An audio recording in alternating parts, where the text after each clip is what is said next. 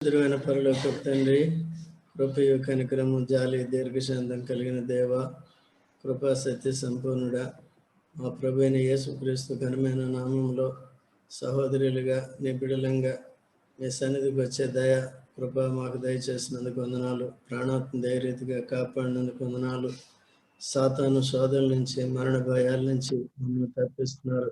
లోకంలో సంచరిస్తున్న వైరస్ నుంచి, వ్యాధుల నుంచి మమ్మల్ని కాపాడుతున్న కృపను బట్టి మీకు వందనాలు.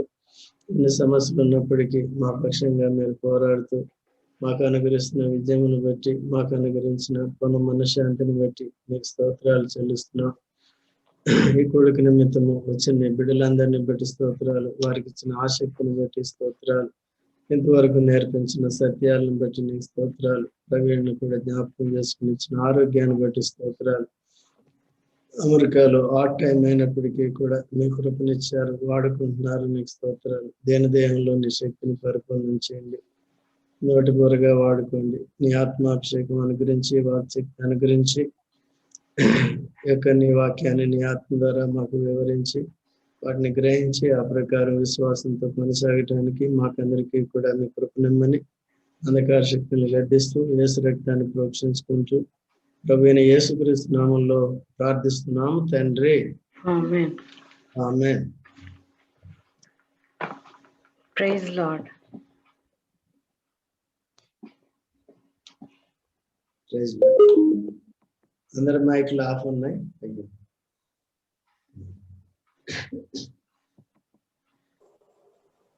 మాధవి ట్రాన్స్లేట్ చేస్తున్నారు కదా.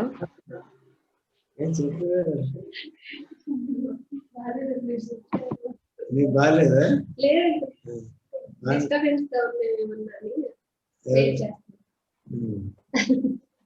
అక్కడ చూస్తున్నాను.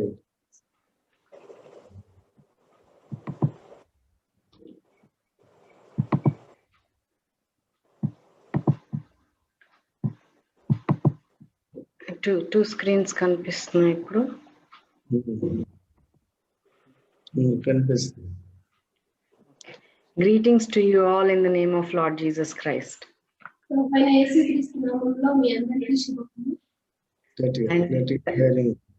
Thank you for all your prayers on behalf of me and family here.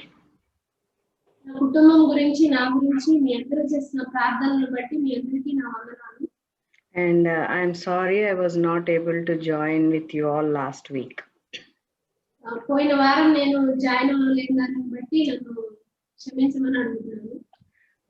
For today's meditation, we will meditate from Genesis chapter 29.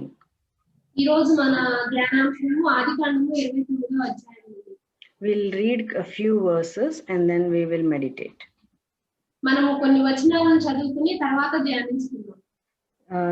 Genesis chapter 29.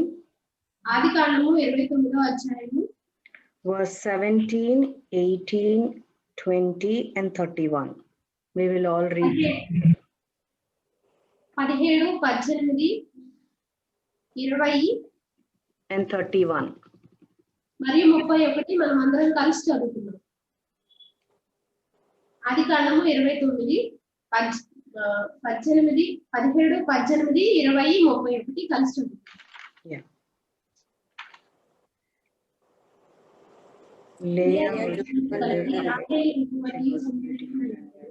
యాకోబు రాహేలును ప్రేమించి ఈ చిన్న కుమార్తె అయిన రాహేలు చూస్తూ 7 సంవత్సరాలు the younger daughter.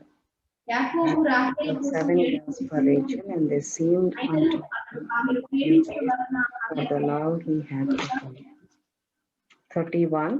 And when the Lord saw that Leah was hated, he opened her womb, but Rachel was barren. Yeah, you all must be wondering, after Hagar, Sarah and all, the next women character should be Rebecca. Why is that we are going directly to Rachel?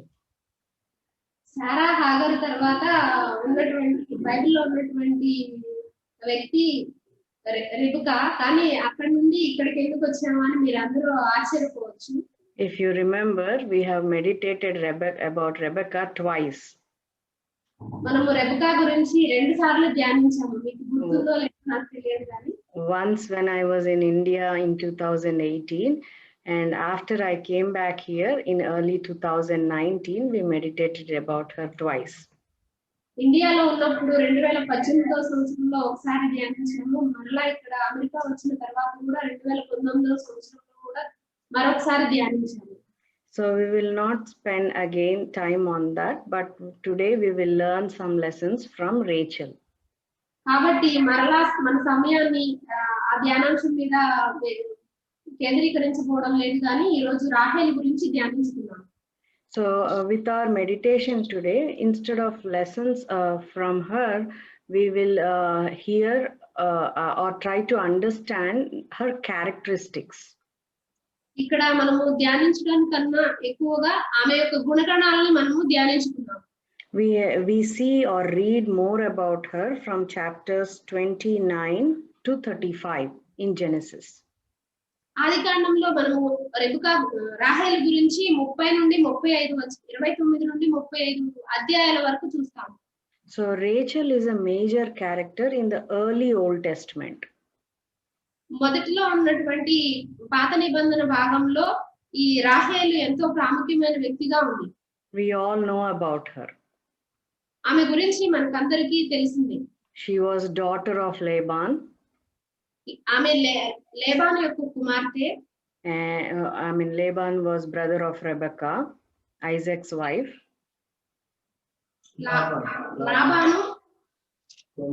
Laban కుమార్తె రాహేలు. Laban's daughter, sister was Rebecca. Laban యొక్క చెల్లి రాహేలు. Rebecca. So she, Laban యొక్క చెల్లి. even Rachel was sister of Leah. లేయా యొక్క సహోదరి రాహేలు. And she was the favorite wife of Jacob. యాకోబు యొక్క ప్రియమైనటువంటి భార్య. And she was the mother of 2 children, Joseph and Benjamin. ఆమె యోసేపుకి మరియు బెంజమిన్కి తల్లి. So we all know about these common things which we hear many times, and when we read Bible also we know all these things. మనము Bible చదువుకునేటప్పుడు గానీ మనం అనేక సార్లు వినిన దాన్ని బట్టి గానీ ఈ విషయాలన్నీ మనకు తెలిసినవి. Do any of you know the meaning of Rachel?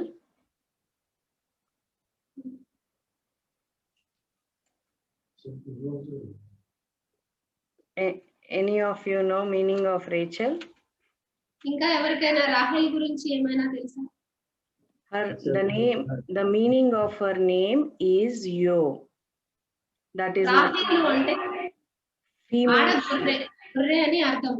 Yeah. So Laban was taking care of weak sheep. బలహీనంగా ఉన్నటువంటి గొర్రెలను బట్టి ఎంతో జాగ్రత్త కలిగిన వాడిగా ఉన్నాడు. So maybe he thought that that will be a right name to give to his second daughter. తన రెండవ కుమార్తెకు ఒక మంచి పేరును ఇవ్వాలి అని అతను ఆలోచించాడు. So the lives of Leah and Rachel are closely associated with each other. లేయా యొక్క పేరు రాహేల్ యొక్క పేరు ఇద్దరి ఒకదానికొకటి సంబంధం కలిగిన దానిగా ఉంది.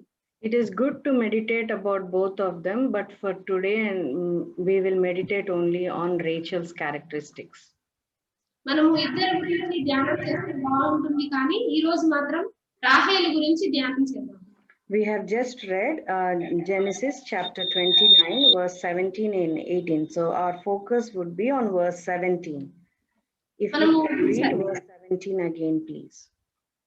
మనము ఇప్పుడు చదువుకున్న భాగంలో 29వ అధ్యాయము 17, 18, 20, 31 చదువుకున్నాము, కానీ మనం 17వ వచనం మీద మనం కేంద్రీకరిస్తాం. Here we see Leah was tender-eyed, but Rachel was beautiful and well-favored.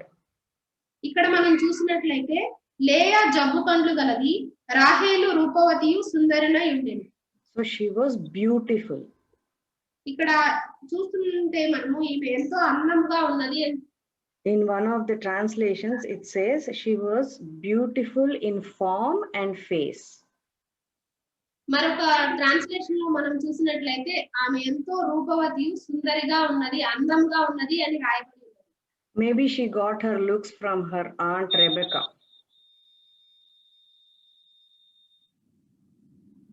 తన అత్తయ్య అయిన రిబ్కా నుండి ఈ స్వభావం ఆమె కలిగి ఉన్నదేమో.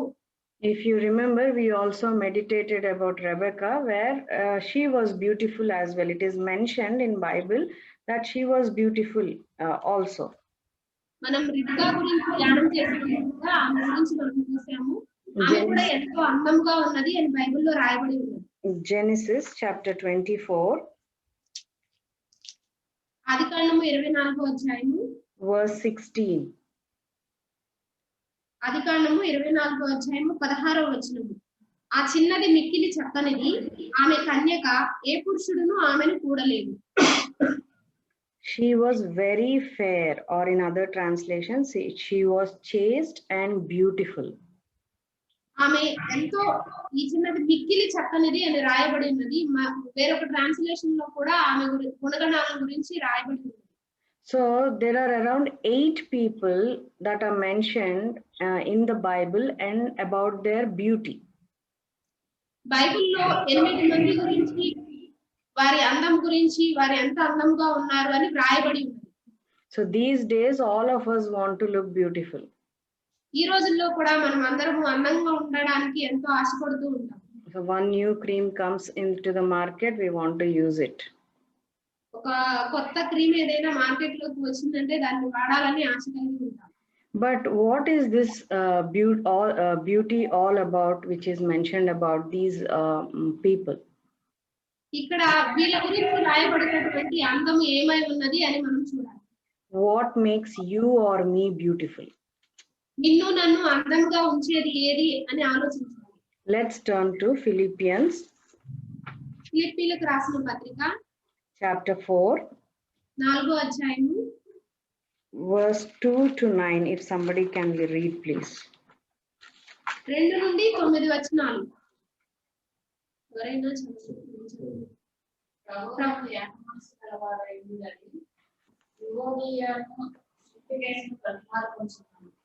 అవును, నిజమైన సహకారి ఆ స్త్రీకి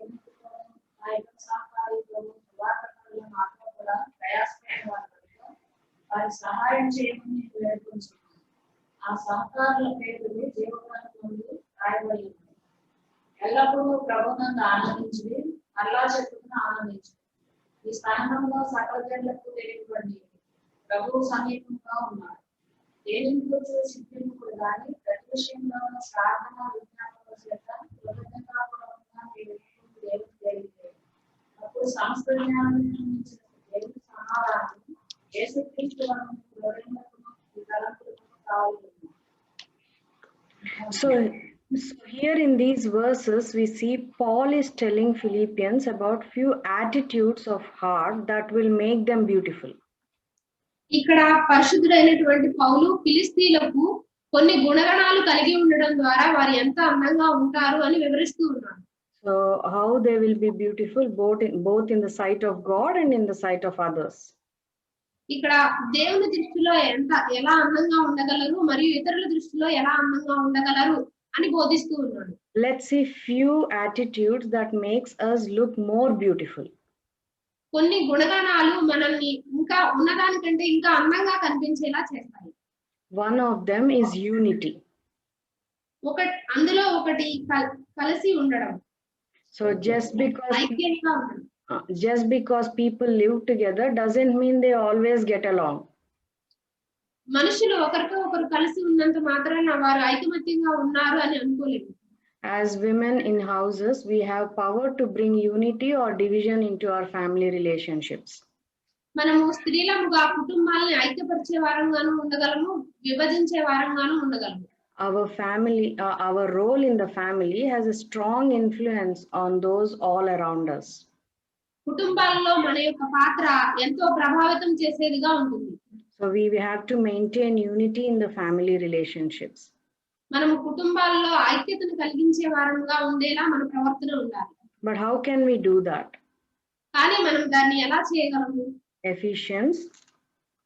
ఎఫెసీయులకు రాసిన పత్రిక chapter 6 verse 12. Repeat. Chapter 6 verse 12. ఎఫెసీయులకు రాసిన పత్రిక 6వ అధ్యాయము 12వ వచనం. ఏలైనగా మనం పోరాడని శరీరంతో కాదు కానీ ప్రధానులతోనూ అధికారులతోనూ ప్రస్తుత అంధకార సంబంధుల లోపమాదులతోనూ ఆకాశ మండలంలోని దురాత్మ సమూహంతోనూ పోరాడుతున్నాం. So when there is a conflict in our family relationships, we have to recognize who is behind those conflicts. మన కుటుంబాల్లో ఏదైనా వ్యతిరేకత ఎదురైనప్పుడు దాని వెనుక ఉన్నటువంటి పరిస్థితి ఏమిటి అని మనం చూడాలి. So this verse tells us that we don't fight against flesh and blood enemies, but against evil rulers and authorities of the unseen world. ఈ వచనంలో మనం చూస్తున్నట్లయితే మనం పోరాడేది శరీరంతో కాదు కానీ ప్రధానులతోనూ అధికారులతోనూ ప్రస్తుత అంధకార సంబంధము లోకనాథులతోనూ అని ఉన్నది. We often get upset with people. కానీ మనం తరచుగా మనుషులను బట్టి because of our family members, other family members' behaviors, we get upset. మన కుటుంబంలో ఉన్నటువంటి ఇతర కుటుంబ సభ్యులు వారి ప్రవర్తనను బట్టి మనము కొన్నిసార్లు దిగజారిపోయే వారంగా ఉంటాం. But we should understand Satan is the one who wants to separate and divide. మనము అర్థం చేసుకోవలసిన ఒక విషయం ఏంటంటే సాతాను మనల్ని కృంగదీసి విభజిస్తుంది అని గుర్తుంచుకోవాలి. So we have to be very careful. కాబట్టి మనం ఎంతో జాగ్రత్తగా ఉండాలి. ఫిలిప్పీలకు రాసిన పత్రిక chapter 2 verse 14. 2వ అధ్యాయము 14వ వచనము. మీరు మూర్ఖమైన వక్రజనము మధ్య నిరపరాధులను నిష్కళంకులను అనింద్యులను అయిన దేవుని కుమారులగునట్లు శణుగులను సంశయములను మాని సమస్త కార్యములను చేయుడి. So do all things without murmurings and disputings.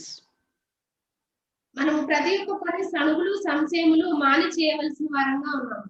When we constantly whine and complain, it is ultimately an insult to God. When we constantly cry about an issue or complain about an issue, we are ultimately bringing insult to God. మనము ఒకే విషయం గురించి బాధపడుతూ ఏడుస్తూ దేవుని దగ్గర మొరపెట్టే వారంగా ఉంటే దేవుణ్ణి అవమానపరిచే వారంగా ఉంటాం. We can resolve all those conflicts by humbling ourselves. మనము దీనత్వాన్ని ప్రదర్శించడం ద్వారా ఆ పరిస్థితులన్నిటిలో నుండి మనం తప్పించబడతాం. We might not be on the wrong side, but when conflicts are coming and we see that the other people are taking over you, it is better humble ourselves. ఇతరులు మనల్ని బాధపెడుతూ ఉన్నప్పుడు మనల్ని ఇబ్బంది పెడుతూ ఉన్నప్పుడు మనకి మనం దీనులముగా అవడం ఎంతో మంచిది. So we have to learn to settle matters quickly and then move on. ప్రతి ఒక్క పరిస్థితిని చక్కబరుచుకొని దాని నుండి వెళ్ళిపోవడం మనం నేర్చుకోవాలి. So 1 Peter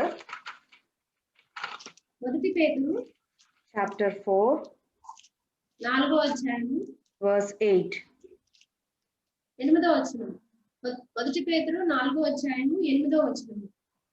ప్రేమ అనేక పాపములను కప్పును గనుక అన్నిటికంటే ముఖ్యముగా ఒకని ఎడల ఒకడు మిక్కటమైన ప్రేమ గలవారై ఉండుడి. So there will be many in our family who will not be able to love us also. మన కుటుంబంలో ఉన్నటువంటి అనేక మంది మనలను ప్రేమించని వారిగా ఉంటారు. It might be on parents' side or it might be on in-laws' side. అది తల్లిదండ్రుల పక్షముగా అయినా అయి ఉండొచ్చు లేదా అత్తమామల పక్షం నుండి అయినా అయి ఉండొచ్చు. We have to ask God to give love even to those hard-hearted people. అటువంటి కఠిన పరిస్థితులు ఉన్నప్పటికీ అటువంటి కఠినమైన మనుషులు మనకు ఉన్నప్పటికీ మనము దేవుణ్ణి ప్రేమను గురించి అడగవలసిన వారంగా ఉన్నాం. So here we see that a love covers a multitude of sins. ఇక్కడ మనం చూసినట్లయితే ప్రేమ అనేక పాపములను కప్పును అని. So if someone goes wrong or if someone wrongs us, we might be tempted to react in anger and vengeance. ఎవరైనా మనతో ఒక తప్పుగా ప్రవర్తిస్తే మనం వెంటనే కోపం ప్రదర్శించే వారంగా ఉంటాం. And we also even gossip about it to others. వారి గురించి మనము చెడ్డగా సలుగే వారంగా కూడా ఉంటాము. So if we respond with God's love and forgive that person, we will not only stop the sin from going any further, but we'll maintain the unity. వారి గురించి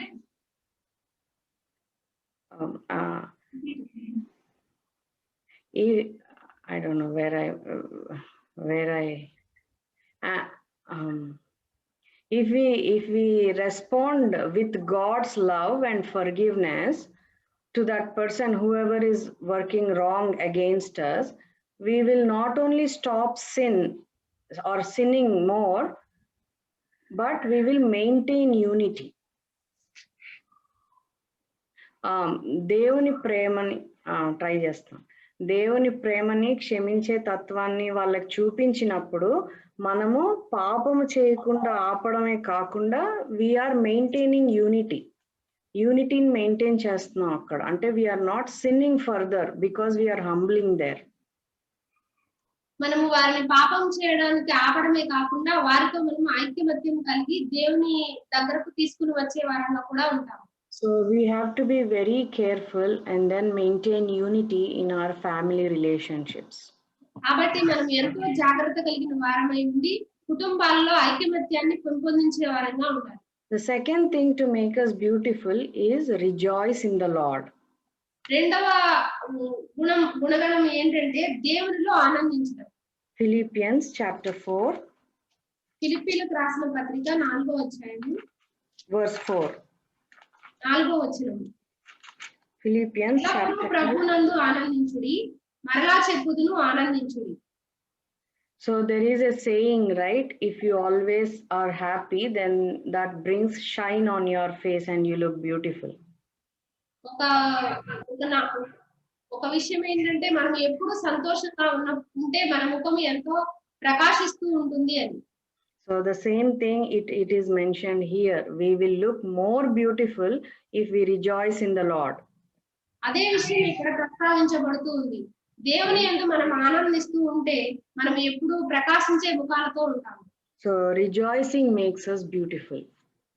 ఎల్లప్పుడూ ప్రభువునందు ఆనందించడమే మన ముఖాలు ప్రకాశించడానికి కారణంగా ఉంటుంది. Apostle Paul asks us or tells the church here to rejoice in the Lord.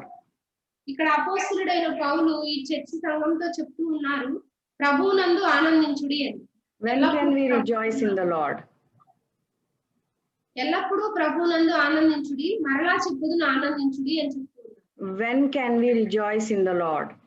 మనము ప్రభువులో ఎప్పుడు సంతోషించగలము? When we dwell on who he is and what he has done for us.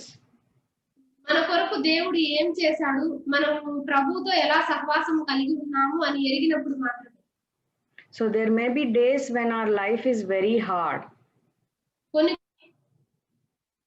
ఎంతో కష్టమైనవిగా ఉండొచ్చు. But that is the time when we have to rejoice. ఆ సమయాల్లోనే మనము సంతోషం కలిగిన వారంగా ఉండాలి. So you must have heard the testimony about an Australian evangelist, Nick Vujicic. Australia evangelist గా ఉన్నటువంటి Nick. His Nick, last name is Vujicic. సాక్ష్యాన్ని మీరు వినే ఉంటారు. Yeah, he was born without limbs. అతడు చేతులు కాళ్ళు లేకుండా జన్మించినాడు. And he attempted to suicide at the age of 8. 8 సంవత్సరాల వయసులోనే అతడు ఆత్మహత్య చేసుకోవాలి అని ప్రయత్నించాడు. Because many were bullying him. Many other kids were giving him trouble because he couldn't walk or do anything. అతడు నడవలేడు, ఇంకా అనేకమైన పనులు చేయలేని పరిస్థితిలో ఉన్నాడు కాబట్టి ఆ పరిస్థితులన్నిటిని బట్టి అతడు ఆత్మహత్య చేసుకోవాలి అని ఆలోచించాడు. But he told God he would only come to him when he had answer for his question. దేవుడు తన దగ్గరకు వచ్చి తన ప్రశ్నకు జవాబు ఇస్తే మాత్రమే తను బ్రతికి ఉంటాడు అని దేవునితో ప్రార్థించాడు. So he asked God one question, why he made him like that or why he was born that way. దేవుణ్ణి నీకు ఒకే ప్రశ్న అడిగాడు, ఆ రీతిగా జన్మించడానికి గల కారణం ఏమిటి అని. God's reply to him was just to trust in him. దేవుడు ఏమని సమాధానం ఇచ్చాడంటే కేవలం నమ్మిక మాత్రమే ఉంచు అని. But today God has blessed him and his ministry among youth especially. కానీ ఈ దినాలలో దేవుడు అతని పరిచర్యను అతనిని ఎంతగానో ఆశీర్వదించాడు. If you see any of his videos, you would see always he's so joyful. అతని యొక్క వీడియోస్ మనం ఎప్పుడైనా చూసినట్లయితే అతను ప్రతి ఒక్క సందర్భంలో ఎంతో సంతోషంగా ఉండడాన్ని మీరు గమనించవచ్చు. You can also look at some photos in Google if you search his name with his beautiful wife and 4 children. మీరు అతని యొక్క పేరుతో గూగుల్లో కనుక సెర్చ్ చేసినట్లయితే అతనిని అతని భార్యను అతని 4 పిల్లలను కూడా మీరు చూడవచ్చు. So God's blessings are like that. దేవుని యొక్క దీవెనలు ఆ రీతిగా ఉంటాయి. Can we even imagine being, without hands and legs and to pull on our days? మనము కనీసం ఊహించని కూడా లేము ఆ రీతిగా చేతులు కాళ్ళు లేకుండా మన జీవితాన్ని ఒక దినం ఎలా గడపగలము. How hard would have been his life. అది ఎంత కష్టతరమైనదిగా ఉంటుందో ఆలోచించలేము. But God has a plan for him. కానీ దేవుడైతే అతని పట్ల ప్రత్యేకమైన ప్రణాళిక కలిగి ఉన్నాడు. For which he obeyed, and today he is rejoicing in the Lord. దేవుడు కలిగి ఉన్న ప్రణాళికకు అతను విధేయత చూపించడం ద్వారా ఇటువంటి ఆశీర్వాదాలను ఈ రోజు చూడగలుగుతున్నాం. The same God we are having. అటువంటి దేవుణ్ణి మనం కూడా కలిగి ఉన్నాము. So God promised us that he will never leave us nor forsake us. దేవుడు మనకి వాగ్దానం చేశాడు ఏమనంటే నిన్ను ఎన్నడూ విడువను ఎడబాయను అని. So whatever problems we are going through or whatever hardships we are going through, his promise is with us that he will not leave us nor forsake us. ఎటువంటి పరిస్థితులు ఉన్నా మనం వెళ్ళుచున్నప్పటికీ ఎటువంటి కష్టతరమైన సందర్భాలు ఉన్నా మనం వెళ్ళుచున్నప్పటికీ ఈ వాగ్దానాన్ని మనం గుర్తు చేసుకోవాలి. దేవుడు ఎన్నడూ విడువడు ఎడబాయడు అని. And also in 1 Peter 5:7 he says, cast all your burdens upon me. మొదటి పేతురు 5వ అధ్యాయంలో కూడా నీ భారములన్నిటినీ యెహోవా మీద మోపము అని చెప్తూ ఉన్నాడు. So whatever is your trouble, you might be going through some disappointment, sadness, depression, or whatever it is, our God is with us. He will not leave us. నీవు ఎటువంటి పరిస్థితుల గుండా వెళుచున్నప్పటికీ డిప్రెషన్, బాధ, ఇంకా అవమానము ఇటువంటి వేటి గుండా నువ్వు వెళుచున్నప్పటికీ నీ భారాలన్నీ నీవు దేవుని మీద మోపడం నేర్చుకోవాలి. Once that is done, we will automatically rejoice in the Lord. అది ఒక్కసారి మనం చేయగలిగాము అంటే మనము సంతోషంగా ఉండగలుగుతాము. So in God's perfect timing, he will make all things beautiful. దేవుడు తన సమయంలో ప్రతి ఒక్క దానిని అందంగా చేస్తాడు. So God sent his only son, to die for our sins. So that love he had showed. So what is there that, that is hindering in our lives that we are not able to rejoice in the Lord? దేవుడు తన ఏకైక కుమారుడిని మన కొరకు పంపించాడు. దాని ద్వారా మనల్ని ఎంతగా ప్రేమిస్తున్నాడో చూపించాడు. కాబట్టి ఇటువంటి పరిస్థితులను బట్టి మనం కృంగిపోవడానికి వీల్లేదు. So we have seen unity, and the second one was rejoicing in the Lord brings us beauty. Thirdly, Philippians chapter 4 verse 5. మొదటిగా ఐకమత్యం చూసాము, రెండవదిగా దేవుని యందు ఆనందించడం చూసాము, మూడవదిగా ఫిలిప్పీలకు రాసిన పత్రిక 4వ అధ్యాయము 5th verse. 5వ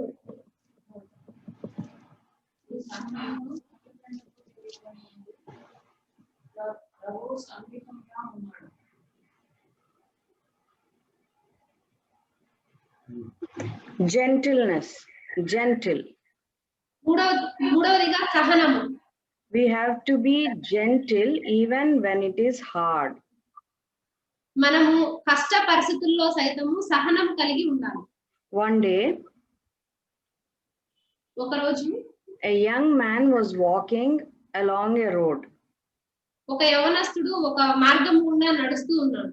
When he heard something was crying. అక్కడ అతడు ఏదో ఒకటి ఏడ్పు విన్నాడు. So he didn't understand what that cry was or what that sound was. అది ఎక్కడి నుండి వస్తుందో ఏంటో అని అతడు గుర్తించలేదు. But he understood that the sound was coming from under the bridge while he was walking. అతడు నడుస్తూ ఉన్న సమయంలో అది ఒక బ్రిడ్జి కింద నుండి వస్తుంది అని అతడు గ్రహించాడు. So he went to see what it was. అక్కడికి వెళ్ళి అది ఏమిటో అని చూడగోరాడు. So he found a small puppy with all wounds. అక్కడ ఒక చిన్న కుక్క పిల్ల అనేకమైన గాయములు కలిగి ఉండడాన్ని చూశాడు. The young man was moved with compassion and wanted to help the dog. అతడు ఆ పరిస్థితుల్లో ఉన్నటువంటి ఆ చిన్న కుక్క పిల్లను చూసి ఎంతో కదిలించబడిన వాడై దానికి సహాయం చేయాలి అనుకున్నాడు. But as he approached the dog, crying stopped. అతడు ఆ కుక్క పిల్లని సమీపించిన వెంటనే ఆ ఏడుపు ఆగిపోయింది. The dog started growling as it was scared of the man. ఆ కుక్క పిల్ల ఎంతో సంతోషపడుతూ ఆ మనిషి తనని ప్రేమగా చూడడాన్ని బట్టి ఎంతో ఆనందపడుతూ ఉంది. Growling. It was so scared. It was ready to go and bite him.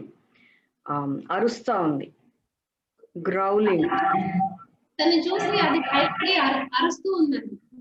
So it was scared that where that man will come and make more wounds of it. It was scared. So instead of showing that scare, it started revolting itself by growling on him. అతడు మరలా ఇంకా ఏమేమి గాయాలు చేస్తాడో అని అది భయపడి అతని మీద అరుస్తూ ఉంది. But the man did not give up. కానీ అతడైతే వదిలిపెట్టలేదు. He still continued to walk to the dog.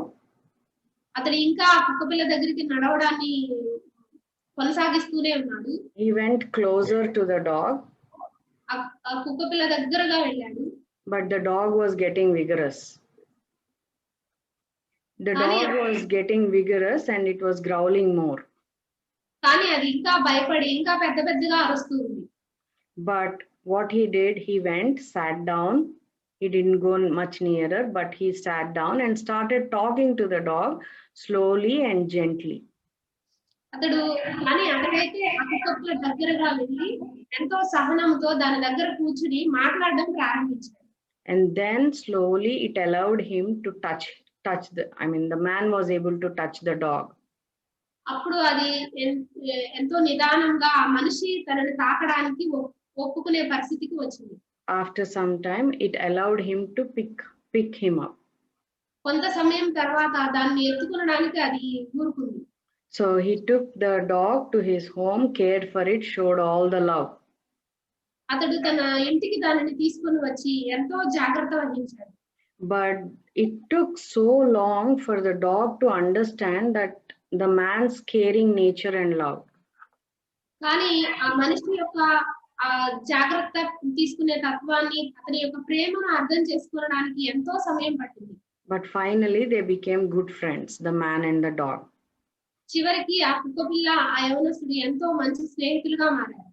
So what we understand from this story is gentle kindness and consistent love will win.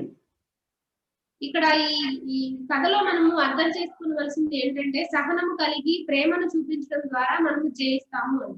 So even in our family relationships, అదే మన కుటుంబ పరిస్థితుల్లో కూడా మనము అర్థం చేసుకోవాలి. whether with parents and children, తల్లిదండ్రులతో అయినా పిల్లలతో అయినా, between spouses, భార్యాభర్తల మధ్య అయినా, friends or even animals. స్నేహితులతో అయినా లేదా జంతువులతో అయినా Gentleness is greatly desired everywhere. సహనము అనేది అన్ని చోట్ల కనబరచవలసిందిగా ఉంటుంది. In Galatians chapter 6, I think verse 1 and 2, Paul speaks about it. గలతీయులకు రాసిన పత్రిక 6వ అధ్యాయము 1-2 వచనాల్లో పరిశుద్ధుడైన పౌలు ఈ విషయాల గురించి రాస్తూ ఉన్నాడు. సహోదరులారా, ఒకడు ఏ తప్పిదములోనైనను చిక్కుకొనిన ఎడల ఆత్మ సంబంధులైన మీలో ప్రతివాడు తానును శోధింపబడదునేమో అని తన విషయమై చూచుకొనుచు సాత్వికమైన మనసుతో అటు వారిని మంచి దారికి తీసుకుని రావాలని ఒకని భారములను ఒకడు భరించి ఇలాగ క్రీస్తు నియమమును పూర్తిగా నెరవేర్చును. So here Apostle Paul is talking that with gentleness we can restore other person. ఇక్కడ అపోస్తలుడైన పౌలు సాత్వికమైన మనసుతో అటు వారిని మంచి దారికి తీసుకొని రావాలను అని చెప్తున్నాడు. I am not talking all this because I am good at all these. వీటన్నిటిలోనూ నేను మంచిగా ఉన్నాను అని ఇవన్నీ మాట్లాడడం లేదు. I fail in all of these. వీటన్నిటిలో నేను ఓడిపోయిన దానిగా ఉన్నాను. So, but God is talking to me, and I'm willing that God is talking to you all as well. దేవుడు నాతో మాట్లాడాడు, అదే రీతిగా మీతో కూడా మాట్లాడడానికి నేను ప్రేరేపించబడ్డాను. Our generation is obsessed with external beauty.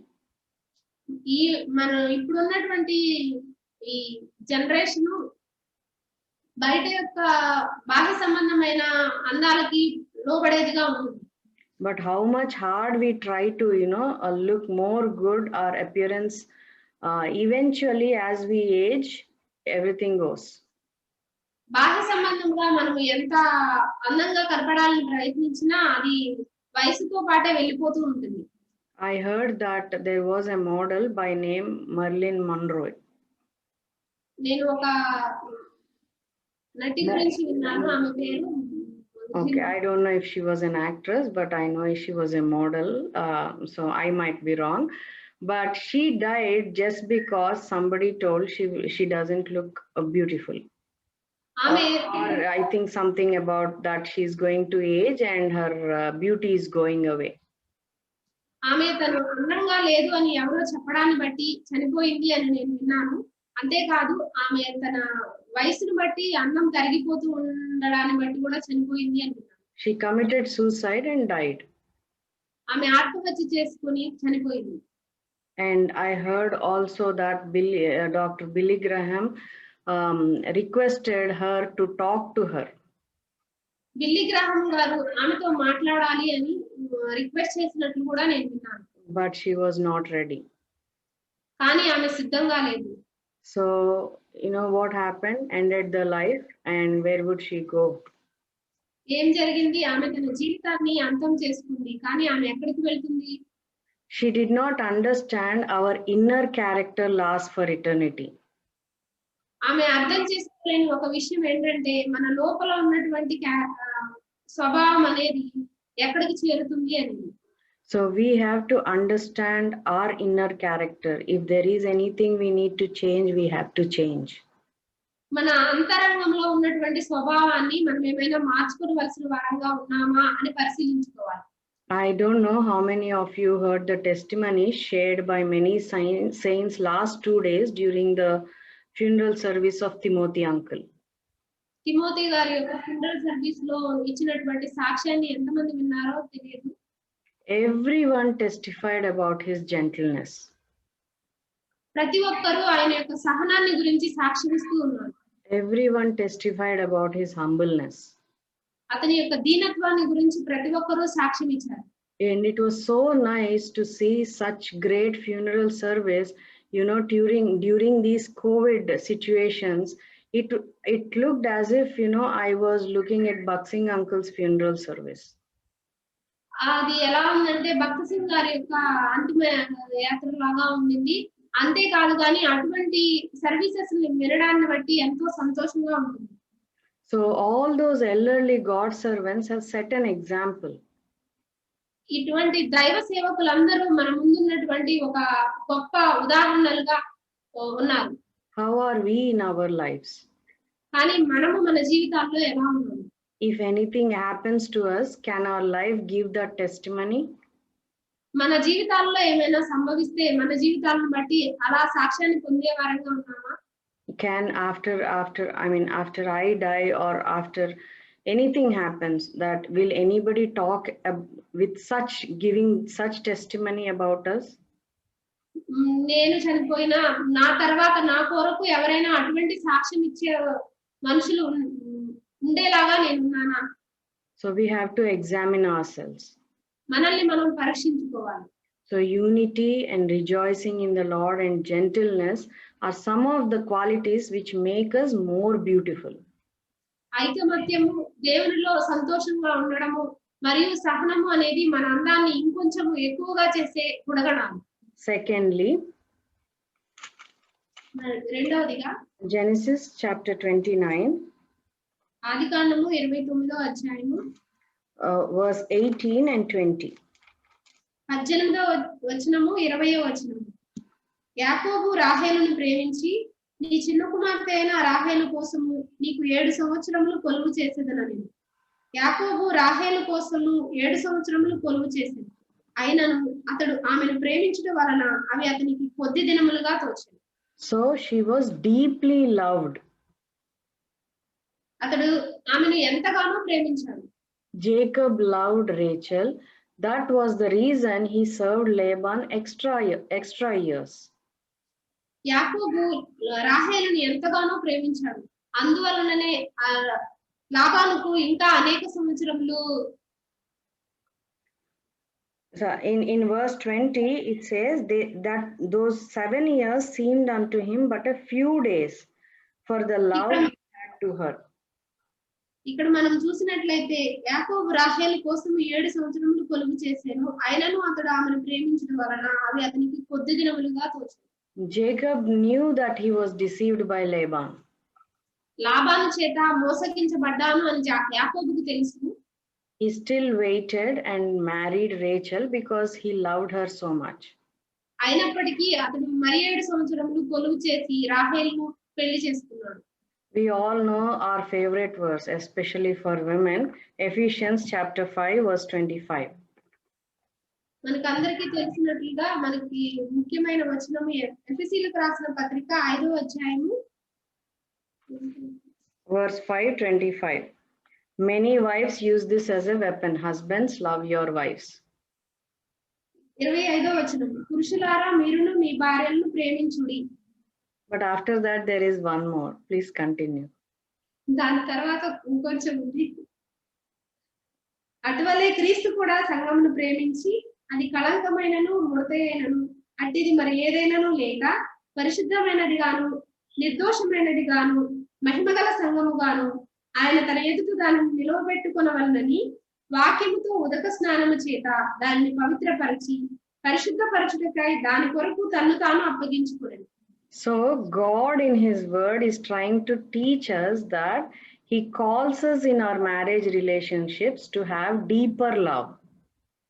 దేవుడు తనతో పాటు వివాహ మహోత్సవంలో మనల్ని సిద్ధపరచడానికి ఇటువంటి గొప్ప ప్రేమను కనుపరిచి మనల్ని ఏర్పాటు చేసుకున్నాడు. So on this earth there are many of the married people who view marriage relationships as a nominal relationship. భూమి మీద ఉన్నటువంటి అనేక మంది ఒక వివాహం యొక్క బంధాన్ని అదే ఒక సాధారణమైన బంధం లాగా చూస్తూ ఉంటారు. So initially when the marriage happens, everything looks so nice. Husband and wife, they love each other so nicely. వివాహం జరిగిన కొన్ని దినాల వరకు ఎంతో బాగుగా ఉన్నట్లుగా ఉంటుంది. భార్య భర్తలు ఇద్దరు ఒకరినొకరు ప్రేమించుకునే వారిగా ఉంటారు. One cannot leave other also. ఒకరినొకరు విడిచిపెట్టి ఉండలేదు. But after few days, all the feelings are expressed. Everything will become mechanical. కానీ కొన్ని దినముల తర్వాత అవన్నీ ఒక యాంత్రికమైన జీవిత విధానంగా అనిపిస్తూ ఉంటాయి. I'm not saying every family is like that. Some of the families. అన్ని కుటుంబాలు అలా ఉన్నాయి అని చెప్పలేము, కానీ కొన్ని కుటుంబాలు. But God is expecting us to have deeper love. కానీ దేవుడు అయితే లోతైన ప్రేమను కలిగి ఉండాలి అని మన నుండి ఆశిస్తున్నాడు. That is why he's saying, even as Christ also loved the church and gave himself for it. అందుకనే చెప్తూ ఉన్నాడు, అటువలే క్రీస్తు కూడా సంఘమును ప్రేమించి. Lord Jesus is our model. ప్రభువైన యేసుక్రీస్తే మనకి మాదిరి. How much he loved us that he sacrificed himself, or he sacrificed his life for us. ఎంతగా మనల్ని ప్రేమించాడంటే తనని తాను తన యొక్క జీవితాన్ని కూడా మన కొరకు త్యాగం చేసేంత. Nowadays there are many spouses, I mean wife or husband, they say I don't love my wife anymore because responsibilities have increased. ఈ రోజుల్లో అనేక మంది భార్యలు కానీ భర్తలు కానీ ఒకరితో ఒకరు ఏమని చెప్పుకుంటూ ఉంటారంటే, నేను నాకు ఉన్నటువంటి పని ఒత్తిడిని బట్టి నేను నిన్ను ఎక్కువగా ప్రేమించలేకపోతున్నాను అని చెప్తూ ఉంటారు. So, but we should understand that each of us, either wife or husband, we should have divine love, which will, fulfill all the needs for each other. భార్య గాని భర్త గాని తెలుసుకోవలసిన విషయం ఏంటంటే, విడదీయలేని ప్రేమను కలిగి ఉండి ఒకరినొకరు అర్థం చేసుకునే విధంగా ఉండాలి. God commands us in Matthew chapter 5 verse 44, love your enemies. మత్తయి సువార్త 4వ అధ్యాయము 22వ వచనంలో శత్రువును కూడా ప్రేమించు అని చెప్తుంది. Matthew 5:44. మత్తయి 5:44లో శత్రువును కూడా ప్రేమించాలి అని దేవుడు చెప్తూ ఉన్నాడు. That is a command. అది ఒక ఆజ్ఞ. It did not say if you feel like you can love, otherwise no, nothing like that. It is a command he is giving, love your enemies. నీ శత్రువును కూడా ప్రేమించాలి అని దేవుడు ఇక్కడ ఆజ్ఞాపిస్తూ ఉన్నాడు. And he has also given the command to husbands. Husbands, love your wife. ఇక్కడ భర్తలకు కూడా ఒక ఆజ్ఞ ఇస్తూ ఉన్నాడు, మీ భార్యలను ప్రేమించుడి అని. It also works in our lives. Even as wives, we also should show the love both to husband and also the family, children. ఇక్కడ మనం స్త్రీలముగా మనం భర్తలను ప్రేమించవలసిన వారంగా ఉన్నాము, అదే రీతిగా కుటుంబాల్లో కూడా ఐక్యత కలిగి ప్రేమించవలసిన వారంగా ఉన్నాము. We have to teach ourselves to love with God's love. మనకి మనమే బోధించుకునవలసిన వారంగా ఉన్నాము, దేవుని యొక్క ప్రేమతో ప్రేమించాలి అని. God's love is unconditional. దేవుని యొక్క ప్రేమ అవధులు లేనిది. So we have to put that unconditional love of God to work in our marriages. మన వివాహాల్లో కూడా ఇటువంటి అన్కండిషనల్ లవ్ ని we have to implement it in our marriages. మన వివాహాల్లో కూడా దీనిని మనము పాటించాలి. If we live with a person for a long time, always we'll be finding faults with the other person. ఒక వ్యక్తితో మనం ఎక్కువ సంవత్సరాలు జీవిస్తున్నప్పుడు అతనిలో ఉన్నటువంటి అనేకమైన లోపాలను మనం కనుగొంటూ ఉంటాము. But if your love is unconditional, then how much ever trouble it is, we will bear it and we will give the love back. కానీ మన ప్రేమ కండిషన్స్ లేనిది అయితే అటువంటి వాటన్నిటిలో నుండి మనము that is what Jacob did here. అదే యాకోబు చేస్తూ వచ్చాడు.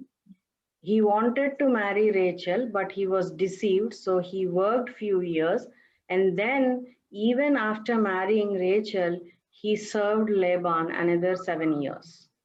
యాకోబు రాహేలును పెళ్లి చేసుకోవాలని ఆశించాడు, అయినప్పటికీ మోసగించబడ్డాడు. అయినా సరే వదిలిపెట్టకుండా మరి కొన్ని సంవత్సరాలు కొలువు చేసి రాహేలును వివాహం చేసుకున్నాడు. Because he deeply loved her. ఎందుకంటే ఆమెను గాఢంగా ప్రేమించాడు. So let's examine and see if we are showing Christ-like love to our spouses and children and our parents and in-laws. మనము దేవుని యొక్క ప్రేమను మన భర్తలకు, భార్యలకు, మన పిల్లలకు, మన కుటుంబాలకు చూపించగలుగుతున్నామా లేదా అని పరిశీలించుకోవాలి. Excuse me for another 5 minutes. We'll look at the third point. ఇంకొక 5 నిమిషాలు. Genesis chapter 29. ఆదికాండము 29వ అధ్యాయము verse 31. 31వ వచనం.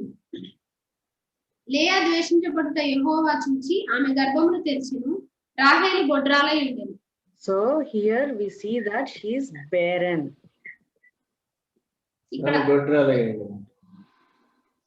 So Rachel became Jacob's second wife. రాహేలు యాకోబు యొక్క రెండవ భార్యగా చేయబడింది. But continued barrenness troubled her soul. కానీ బొడ్రాలుగా ఉండటాన్ని బట్టి ఆమె బాధపడుతూ వచ్చింది. So looking at Leah's children, she became jealous. లేయా యొక్క పిల్లల్ని చూసి అసూయ పడేదిగా ఉంది. Rachel had the desire to become a mother. రాహేలు తల్లి కావాలి అని ఆశించింది. When I was meditating this, I was remembering my dad. He used to talk about this scripture about Leah and Rachel many times. I don't know even now if he's preaching about it. దీని గురించి ధ్యానిస్తున్నప్పుడు నాన్నగారు అనేక సార్లు దీన్ని బోధించడాన్ని నేను జ్ఞాపకం చేస్తున్నాను. So బోధిస్తున్నారో లేదో నాకు తెలియదు. So we can understand that Rachel became jealous looking at Leah giving birth to children. రాహేలు లేయా పిల్లలను కనడం చూసి అసూయ చెందేదిగా ఉంది.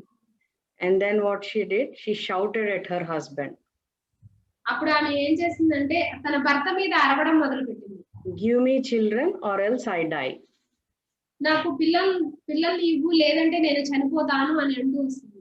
She should have done one good thing. At least instead of going to her husband, she must have gone to God. ఆమె తన భర్త దగ్గరికి వెళ్ళడానికి బదులుగా దేవుని దగ్గరికి వెళ్ళాల్సింది. Genesis chapter 30, verse 20 to 24, if you read, there you can see how God remembered Rachel.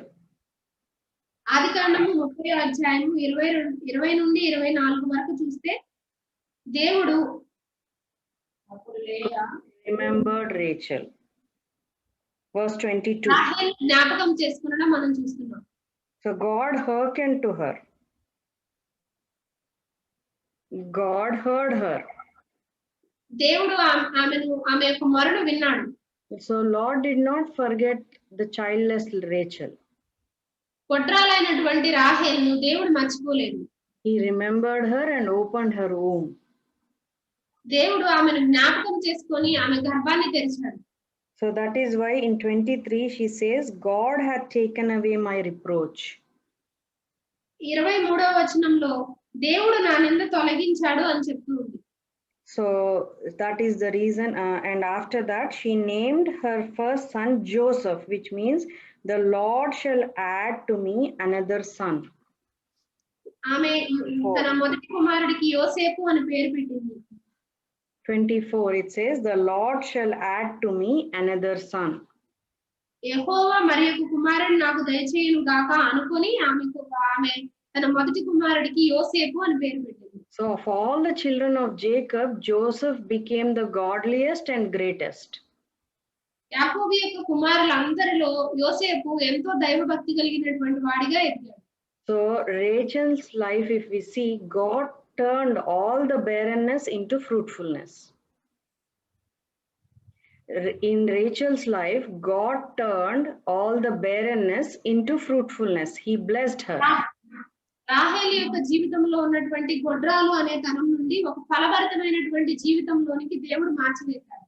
So even in our lives, God has brought us out from the state of barrenness. మన యొక్క జీవితాల్లో కూడా మనం చూసుకున్నట్లయితే ఇటువంటి పరిస్థితుల్లో నుండి ఇటువంటి గొడ్రాలు అనే తత్వంలో నుండి మనల్ని కూడా బయటకు తీసుకుని వచ్చిన దేవుడుగా ఉన్నాడు. We were so sinful, forsaken, grieving in spirit.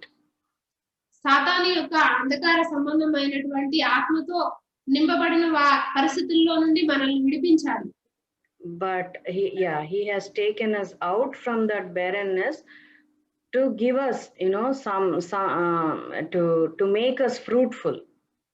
అటువంటి పరిస్థితుల్లో నుండి అటువంటి గొడ్రాలుగా ఉన్నటువంటి స్థానంలో నుండి మనల్ని విడిపించి ఫలభరితమైన జీవితంతో నింపాలి అని దేవుడు మనల్ని విడిపించాడు. He has greater plans in our lives. మన ఎడల ఎంతో ఉన్నతమైనటువంటి తలంపులు ఆలోచనలు కలిగి ఉన్నాడు. If you have noticed in the Bible, many notable women or mothers in the Bible, like Sarah, Rebecca, and Samson's mother, Elizabeth, all of them were barren. మనము చూసినట్లయితే సారా, ఇంకా రెబెకా, ఇంకా సంసోను యొక్క తల్లి ఎలిజబెత్, వీళ్ళందరూ గొడ్రాలుగా ఉండటాన్ని మనం చూస్తాం. But their sons were used mightily in God's plan. కానీ వారి యొక్క కుమారులు ఎంతో అద్భుతమైన రీతిలో దేవుని చేతిలో వాడబట్టాలని మనం చూస్తున్నాం. So it is God's plan that they were barren initially. ఇది దేవుని యొక్క ప్రణాళికలో ఒక భాగంగా వారు గొడ్రాలుగా ఉండడం అనేది దేవుని యొక్క ప్రణాళికలో ఒక భాగంగా ఉండడాన్ని మనం చూస్తున్నాం. So similarly, for each one of us, he has a plan. అదే విధంగా మన అందరి విషయంలో కూడా దేవుడు ఒక ప్రత్యేకమైన ప్రణాళిక కలిగి ఉన్నాడు. He will fulfill all those plans very soon. ఎంతో త్వరగా ఆ ప్రణాళికలన్నిటినీ మన ఎడల జరిగించబోతూ ఉన్నాడు. But till then, what is that we should do? అప్పటి వరకు మనం ఏం చేయాలి? We will not read all those verses, but I'll tell the references. Hebrews chapter 6, verse 12 through 15. హెబ్రీయులకు రాసిన పత్రిక 6వ అధ్యాయము 12 నుండి 14 వరకు. 12 through 15, here we see Abraham and Sarah, they were given promises by God. హెబ్రీయులకు రాసిన పత్రిక 5వ 6, 12, 12 to 15. 12 నుండి 15 వచనాల్లో దేవుడు అబ్రహాముకు ఏ విధంగా వాగ్దానం చేశాడో మనం చూస్తాం. After they went through, immediately God did not bless them. After they went through many hurdles in their lives, when they have come to an unwavering faith, that is when God fulfilled his promise. దేవుడు వారిని పిలిచిన వెంటనే ఆశీర్వదించి వాగ్దానంతో స్థిరపరచలేదు, కానీ ఎన్నో కఠినమైన పరిస్థితుల గుండా తీసుకుని వెళ్ళి వారు స్థిరపడిన తరువాత తన వాగ్దానాన్ని నెరవేర్చాడు.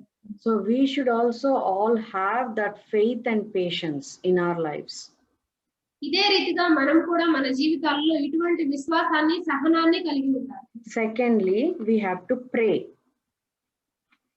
రెండవదిగా మనం ప్రార్థన చేయాలి. Genesis chapter 25, first part, 20 verse 21, first part. ఆదికాండము 21వ 25 అధ్యాయం 21 మొదటి భాగం. 25 21 మొదటి భాగం. Yeah. ఇస్సాకు భార్య గొడ్రాలు గనుక అతడు ఆమె విషయమై యెహోవాను వేడుకొనెను. Isaac entreated the Lord for his wife, or in the other translation, Isaac pleaded the Lord for his wife. ఇస్సాకు తన భార్య విషయమై దేవుని బతిమాలుతూ ఉన్నాడు. So Rebecca was barren and Isaac was pleading on behalf of her with the Lord. రిబ్కా గొడ్రాలుగా ఉండటాన్ని బట్టి ఇస్సాకు దేవుని బతిమాలేవాడుగా ఉన్నాడు. So he did not just ask once and leave it off, but he was pleading, asking many times on behalf of his wife. ఏదో ఒక్కసారి అడిగి వదిలిపెట్టలేదు, కానీ తిరిగి మాటికి బ్రతిమాలుతూ ఉన్నాడు అని రాయబడింది. But how did God give them the blessings, or how did God fulfill his plan? By blessing them double times. They had twins. తన చేసిన ప్రార్థనను బట్టి దేవుడు వారిని ఏ రీతిగా దీవించాడంటే ఒకేసారి ఇద్దరి బిడ్డల్ని ఇవ్వడం ద్వారా కవల పిల్లల్ని Double portion of blessings.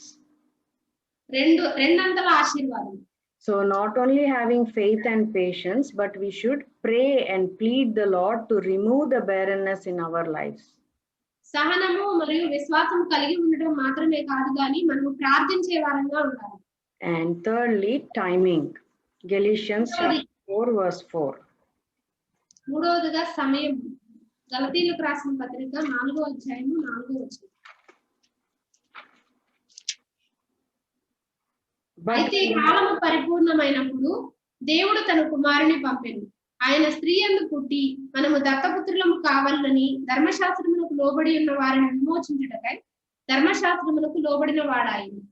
So although Israel prayed for Messiah to come during their difficult times, God waited until the world was ready to receive his son.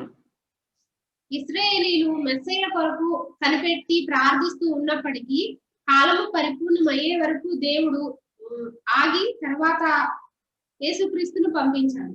Even if we see, Elizabeth was barren and she conceived at a very old age. Elizabeth కూడా తన వృద్ధాప్యమందు గర్భాన్ని ధరించి కుమారుని కన్నది. So that was in God's plan. అది కూడా దేవుని యొక్క ప్రణాళికలో భాగంగా ఉంది. God had a time in Elizabeth's life. Elizabeth యొక్క జీవితంలో దేవుడు ఒక సమయాన్ని కలిగి ఉన్నాడు. So we all should wait for God's timing and shouldn't rush ourselves. మనం కూడా మన జీవితంలో దేవుని యొక్క సమయాన్ని కొరకు కనిపెట్టాలి, అంతేకాని మన పరిస్థితులను బట్టి మనం పరిగెత్తకూడదు. So if we can do this, God will be delighted in us and he will take us from barrenness to the fruitfulness. ఈ విధముగా మనం ఎదురు చూసి మనం దేవుని యొక్క సమయాన్ని కొరకు కనిపెట్టినట్లయితే దేవుడు మనల్ని ప్రకాశించే వ్యక్తులుగా చేసి ఒక ఫలభరితమైన జీవితంగా మారుస్తాడు. So let's examine ourselves and ask God to show us what we are in lack and correct ourselves, and God will make us beautiful and we will be fruitful. కాబట్టి మనల్ని మనం పరిశీలించుకొని మనము దేనిలో అయితే తక్కువగా ఉన్నామో మనల్ని మనం సరిచేసుకొని దేవుడు ఫలభరితమైన జీవితాలుగా మార్చడం వరకు ఎదురు చూడాలి. May God help us. దేవుడు మనకు సహాయం చేయగలరు. Right.